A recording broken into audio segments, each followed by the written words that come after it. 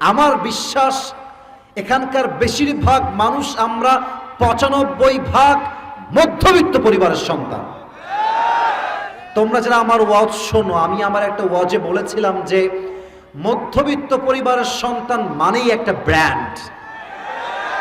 আমাদেরকে আপনি সাইকেল দিবেন চলবে, বাইক দিবেন চলবে, কার দিবেন চলবে, বলবেন যে হেঁটে হেঁটে আসো তাও চলবে। আপনি আমাদেরকে ভাত দিবেন, ডাউল দিবেন, ভর্তা দিবেন চলবে, ভাত দিবেন, গোস্ত দিবেন চলবে, ভাত দিবেন আর কিছুই দিবেন না, এক গ্লাস পানি দিবেন, একটা মরিচ দিবেন, পান্তা ভাত হলেও আমাদের চলবে, ঠিক কিনা বলেন? কারণ আমরা বড়লোক ঘরে ধাপুস ধুপুস খেয়ে বড় হওয়া ব্রয়লার মুরগি না, আমরা মধ্যবিত্ত পরিবারের সন্তান।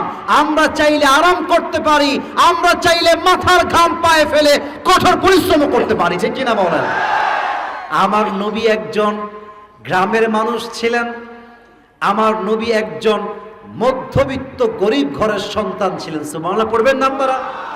তো যারা গ্রামের ছেলে আছো, গ্রামের ছেলে, আমার জন্ম গ্রামে, আব্বাজান যারা এসেছেন, আমার মায়েরা, এই পার্টটা একটু ভালো করে বুঝবেন। এই পার্টটা, গ্রামের যেই ঘরে কোনো বাচ্চা জন্মগ্রহণ করে, ডেলিভারি হয়, এক কথায় ডেলিভারি হয়, সেই রুমটা ডেলিভারি হওয়ার পরে স্মেল করে, দুর্গন্ধ হয়ে যায়। এত দুর্গন্ধ হয় যে মানুষ ঘরে ঢুকতে পারে না।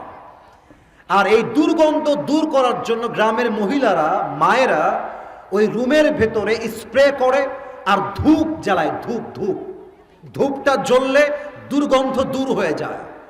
আবু তালেব ডাক দিয়ে বলছে, মুহাম্মদ, তুমি যেই ঘরে জন্মগ্রহণ করেছো, তোমার মা ডাক দিয়ে বলছে, আবু তালেব, আমার মুহাম্মদ যেই ঘরে গর্ভধারণ করার পরে আমার মুহাম্মদ জন্মগ্রহণ করেছে, ডেলিভারি হয়েছে, ওই ঘরটা দুর্গন্ধ হওয়া তো দূরের কথা, সেই ঘরটা মেশকে আম্বরের চেয়ে বেশি সুঘ্রাণ হয়ে গিয়েছে। সুবহানাল্লাহ।